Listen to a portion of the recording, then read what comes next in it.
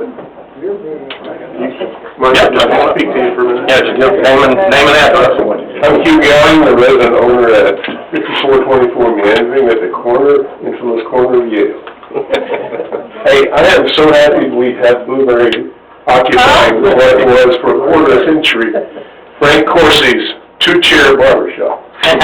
You're at a great location. So I had to run out and call my wife who's in the Philippines. And come back. River Oaks is a very special place to me. It basically made me who I became because of taking advantage of Castleberry Elementary, Earl Marsh, Castleberry High School. It prepared me for college, prepared me for life. And I'm always thankful for those special teachers who were more than just teachers, but really, they changed thousands of kids' lives. Anyway, that's because of River Oaks. And I grew up here when it was like Mayberry, basically, in the 50s and 60s. And I meant that as a compliment, because it's what it is. So, my wife and I retired in 2016, and we built our retirement home in River Oaks because I wanted to come back and help it go forward and develop itself more, starting with just the price of a new home in River Oaks, which was reasonable. And I'm glad we did. I could have lived anywhere else, but this was home, and I want it to be our forever home. So I appreciate who you are and what you do, and I'm grateful, honestly, for the work, because I couldn't do it. And I don't envy your choices in a tough economy. So I want us to move forward, basically. When I grew up here, we had a wonderful Montague's Oaks with Montague's Department Store as the anchor store, Wyatt's Cafeteria there, vibrant shopping center, and a strip. The River Oaks Boulevard was a wonderful place, and I don't need to tell you more. When I came back from my 50th high school reunion in 2016, I saw what's not there anymore. There's no grocery store to compete with Walmart anymore. There's very few restaurants. Now it's changing, and I love that you came and chose River Oaks. Thank you both. We love it. So the boulevard is much better than when even I came 5 years ago.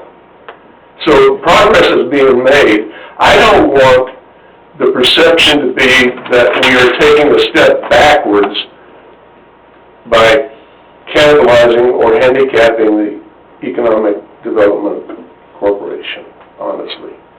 From the public standpoint, my standpoint. I want to go forward. And if that costs me more, I want to go forward. And if it means spending money to bring in more businesses so we can have an even better lifestyle and quality of life, that's what many of us would like. I know there's some that said, don't change anything, keep it the way it was when JFK came down the boulevard in 1963. And I had video to show that a lot of those houses on River Oaks Boulevard include right here, because my grandparents owned the house right behind the River Oaks Theater. They're the same. The front elevation of those houses are the same. It's like wartime. But I love River Oaks. Thank you for what you do. I really appreciate the reasoned discourse tonight. Thank you for that. Even if there's passion and a little bit of vitriol, but thank you for helping me understand both sides of the coin. Just go forward. Don't go backwards for us. Thank you. Thank you. Hey, if you ever need a voiceover narrate somebody, I know some. You've done the Iron Bowl a couple of times, right? I did the national championship last season and some other fun stuff. Yep.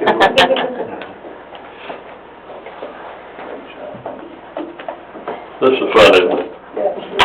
We get the California perspective.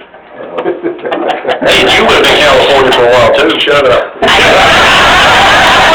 You're not made from California. I never had the guts to tell them that. No, I know, that's what I can get away with. I'm Bob Jennison, 1401 Yale. I come on this issue from several different viewpoints. My background is I'm a broadcast engineer. Still work as a consulting engineer from time to time. I've owned a lot of businesses in my lifetime. A couple of things that I wanted to mention, and not to try to sway anyone's vote, but this afternoon we rolled around the boulevard just looking at some of the businesses, and I kind of took a rough count of the businesses that are new since we moved here, which was 5 years ago. I counted roughly 18 businesses. That includes the new homes being built out on San Callaway and Black Rock. Only 2 are mainly finished, so they've got 17 more to go. And I also included in that the Jolly property, which is currently under construction. And I got to thinking, EDC usually makes financial commitments to bring in new businesses. And I wondered if you want to make sure that you're taking into consideration what those commitments are, and will you be able to meet those commitments if the public should choose to drop the money for EDC. And if that happens, Mr. Mayor, you mentioned that the EDC would still have some money. What guarantee is there that they will have enough money to continue to do this kind of work? Because most of these businesses, I believe, have come in within the last 2 years. And if EDC does not have the funds to bring in new businesses, you will still be getting the tax money that would normally go to EDC, but you will not be bringing in the additional new businesses.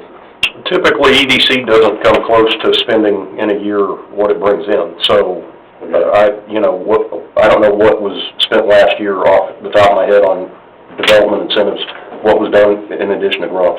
Anything? We had the 75,000 at grants, and I think we had 2 of the big grants last year, so we spent close to 135. So, I mean, I threw out 150, John threw out a full 300, but, yeah, I mean, the goal, if it went that direction, would not be to lower that at all, and certainly, John will be around after May, and I won't, so yeah, and the 150 wasn't something to restrict anybody. It was just kind of based on, I felt like that was closer to the number from last year, was 135, so if generally there's 135, then, make sure that's covered, make sure the 300's covered. So, yeah, the purpose, the idea in my mind is that the successor to this, whatever it is, will certainly be giving out these materials, letting people know that these incentives exist. They can still be entered into under Chapter 380 agreements between the city and a private entity. So 100%, yes, would be that those would still continue. Okay, I understand that's the goal. The problem that I see sometimes is intentions are great, but you know yourself, it's not uncommon for the council to be faced with situations where what you decided to do at the beginning of the budget year is nowhere near what you wind up doing at the end, because there's always something that comes up. And I'll be honest, if we could have done it last year, I wouldn't have cannibalized EDC, but yeah, I absolutely would have taken EDC funds to pay police officers whenever we were at the crush that we were in. I mean, I absolutely would have done that. So sure. I'm not going to sit here and say anything would ever be as literally restricted as it is now. But it's like John said, if an emergency happens, yes. But no, it's not gonna go to replace the toilets in City Hall